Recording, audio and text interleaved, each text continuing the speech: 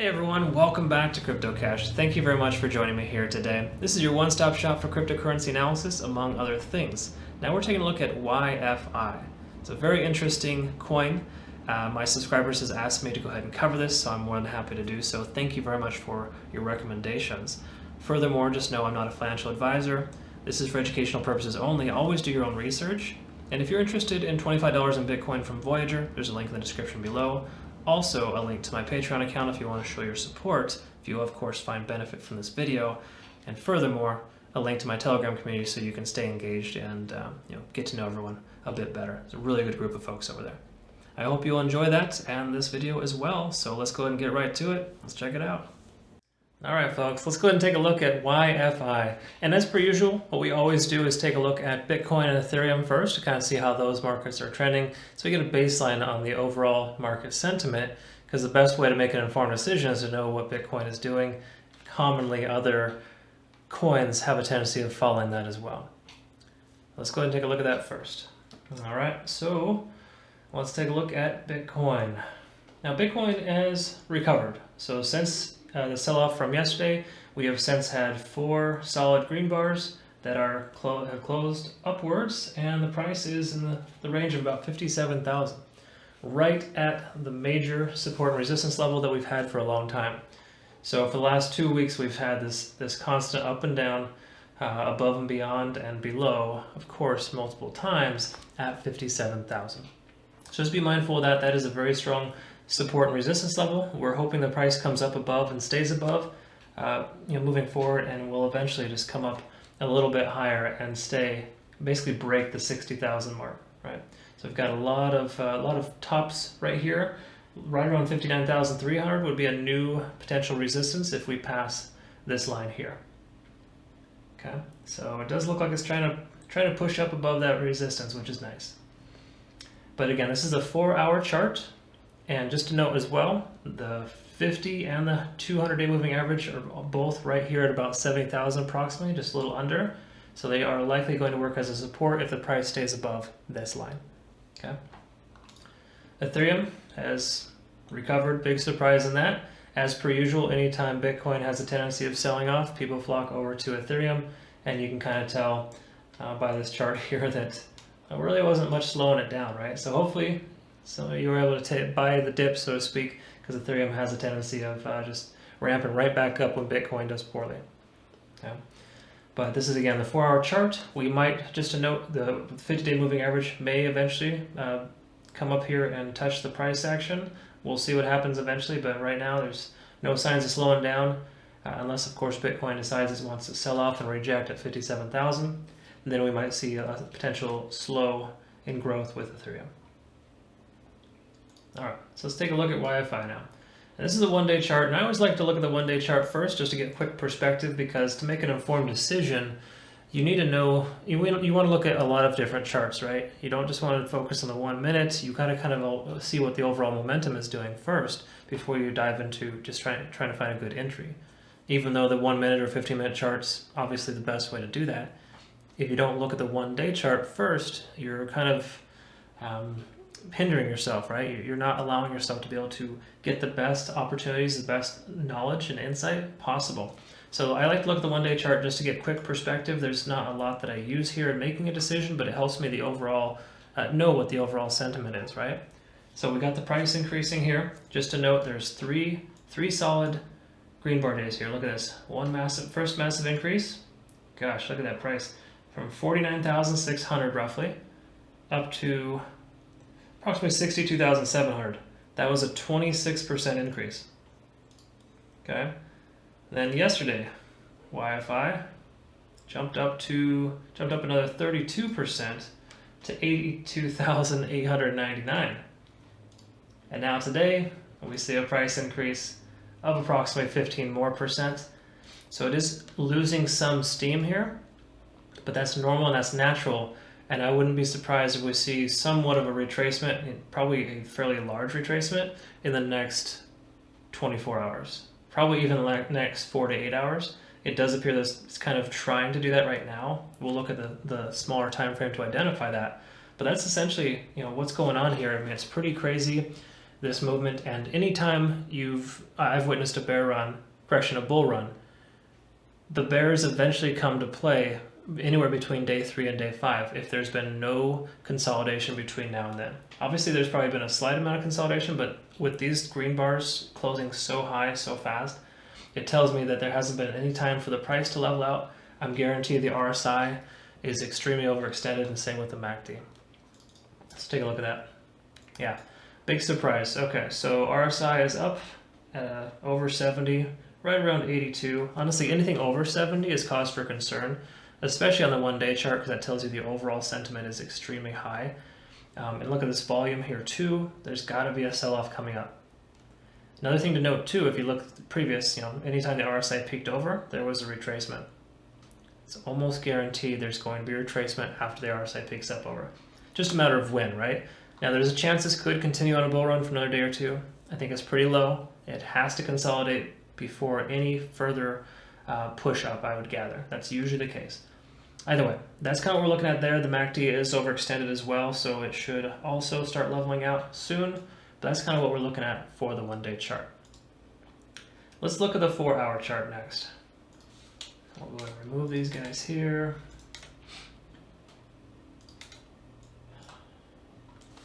And look at the 4-hour chart. Effectively the same sentiment, right? Still extremely bullish on both MACD and RSI. RSI is overextended as well, considered extremely overbought at about 82.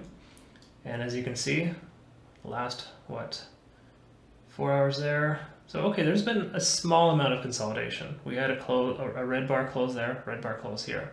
Now overall for the day, that obviously closed like a strong green bar, but the bottom line here is there was a small period of consolidation between these two time frames, but there hasn't been any consolidation in the last 16 hours. Okay, so I wouldn't be surprised if we see either a period of consolidation and the price continues upward, or the consolidation loses and essentially the bulls give up and the bears move in and essentially take the price down. Wouldn't be surprised if either of those two things happen. It's hard to say specifically since there is a slight break here. There is a chance that with another break the price could continue to increase upwards of 10,000. So that's kind of what that's looking like there. Another thing to note, which isn't really relevant, the moving averages are essentially trailing below. They're down here in the range of about 56,000. Okay, now looking at the 15-minute chart, we can kind of see what's going on here. So 15-minute chart, we've got an RSI that's overextended. No surprise that it's topping off right here. And of course, same thing with the MACD. So ultimately, when I look at the 15-minute chart, that's my indication of either a buy signal or a sell signal, because even though I like to look at the 1-minute chart to identify a specific entry point, the 15-minute really gives me perspective on what's going on. I'm a really big fan of 2 solid green bars before taking entry. And you can see tons of solid green bars here, right? So a lot of them coming up here, all above confirmation, which is above this volume weighted average price. So just something to note here, when it comes to the RSI, with the RSIs up over 70, you can tell that the price is going to eventually come back down. So every time the RSI is peaked up over 70, retracement, RSI is over 70, retracement, over 70, retracement, right? So I mean, when there's a bull run, they're smaller retracements, right? But they still happen. So just keep that in mind when you're taking entry here. Looking at this entry point right now, it would be a terrible idea to try to get in right now. In my opinion, I would not consider taking entry, even though it seems like, oh, it's going to keep ramping up. It's an attractive offer. I want to get in there. Don't do it. You want to wait for confirmation. Okay. And what I mean by confirmation is to wait for the price to come back down and to test the volume weighted average price and or the most recent support line. Now, we haven't really looked at any support lines because it can be hard to identify support and resistance levels when the price increases the way that it has, because it really hasn't been testing the same level multiple times. So sometimes you can use Fibonacci retracement tool. We can do that on the 1-minute chart to identify that. But at this point here, based on what I see, there's no good entry point at this time. We can draw a resistance level right at about 95,000 even. That's likely going to be a strong resistance moving forward. And then, of course, when it comes to support, this might be a support, perhaps this one as well. But honestly, we'd probably be better off looking at the Fibonacci retracement tool to see what's going on there. Okay, but big picture, wait for price to come down to test either the volume weighted average price or another support level that we can address here in just a moment. But I don't feel comfortable with the entry point at this time.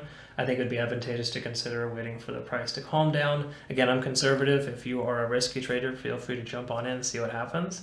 But I don't see any confirmation that's going to be likely to occur soon, nor do I see any good opportunity right now, because everything's just extremely overextended, it's extremely overbought, and I don't like taking entry in scenarios like this, right? Maybe a small, trimming off a little off the top perhaps, yes, that can happen, you can do that, but it's almost too late at this point. We're late to the party, if that makes sense. So let's just take a quick look at the 1 minute chart so you understand what I'm referring to with the Fibonacci retracement tool. And to properly place this, you always want to, because I get this question a lot, how do you correctly place the retracement tool? Well, you place it at the lowest point in retracement. So after retracement, in other words, right here, we had a major increase in price, and it sold off, came back down to right here. This is the lowest point of retracement in the recent time frame. Okay, so we put the Fibonacci tool right there, and then we go ahead and just pull it up to the very, very top across the top. I like to draw it over a little bit further to the right so you have more room to kind of anticipate what's going to happen. But as you can see, this kind of provides us with just a general support and resistance levels based on that price movement, because we don't have major support and resistance levels currently. So as you can see here, this line right here is kind of a resistance. We have a potential support right here. It's been tested twice. This one has a larger variance, and this one is really not even existent. And of course, there's a potential support here as well. So if you're planning to take entry, wait for the price again, like I recommend, to come down to the volume weighted average price and to test this line here, which is the blue line. We don't want to worry about those. Why don't we go ahead and turn on this as well. I just enabled the EMA 15, right, which is the exponential moving average. And the 15 is essentially my favorite number. A lot of people use 9 and or 20. I like to split the difference and just use 1 instead of 2. Because it seems to work the most beneficial for me. So just kind of looking at it here, price is under the EMA line, so it's not a good opportunity to make a buy, and it's well above the VWAP.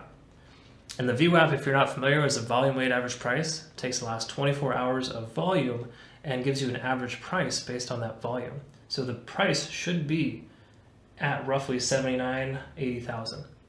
But instead, it's upwards of 88,000. When you have a significant degree of difference, the variance is super high. In this case, it's probably a pretty decent percent. Look at that, yep. It's right around 10.5%. When you have that percent being that high, anything honestly over 8 or 9% is cause for concern, because the price will have to come back down because it's just considered extremely overbought and it's no longer a good value. So we should likely see the price continue to come back down. That'd be my guess as to what would happen. I'd be very surprised if the price continues to go up. If it does go up, it'll test the resistance level of 95,000 and perhaps break through or get rejected and come back down. But I think it's very risky to try to take entry at this point in time. The price needs to continue to come back down. If it does come down to the VWAP, which is at approximately 79 to say 80,000, wait for confirmation. So if you're using the one minute chart here, what I mean by confirmation is we want to see the price bounce at least twice, and then consider taking entry after we see 3 solid green bars consecutive. In other words, the price has to close above this and have some type of bullish sentiment before taking entry. I still personally think it's kind of risky because I feel like the last 3 days that this is raised in price, it's almost doubled in price, and I think that it's overextended personally, so I don't foresee this coming up much higher today. We have to wait for consolidation and preferably wait for the VWAP line to connect and kind of average out, and at that point see how it reacts. Okay, so my consideration here would just be to wait. If I was to trade this myself, I essentially wouldn't trade it, if that makes sense, until I have the right indicators. And to me, I need more indicators than just what we see here with this retracement tool. I need for the price, the VWAP line, to be tested first. And then I also need, let me turn this off. I also need the EMA line to be traveling under the price. So the price should be above the EMA line. Okay. And again, we want at least confirmation above the EMA line of no less than 3 green bars. And just to quickly further that example, you see right here, that's 2 solid green bars above the EMA line. First one closed, second one closed above, but then we went red and turned back around. And the reason why this is happening is because the price action had just increased so hard, so fast, that we're probably going to continue to see lower lows and lower highs. So just something to be mindful of. This is not a good entry point at this time, so just keep that in mind. But that is what I wanted to make sure to cover with you here today. Thank you so much for watching, and if you find benefit, please let me know. Link or comment below, of course. There are links in the description too for either my Patreon account and or our Telegram community too, so you can get engaged and just openly discuss cryptocurrency. That community is growing every day, and it's a really good group of people. So either way you look at it, we'll see you in the next video. Really appreciate your time. Have a great rest of your day.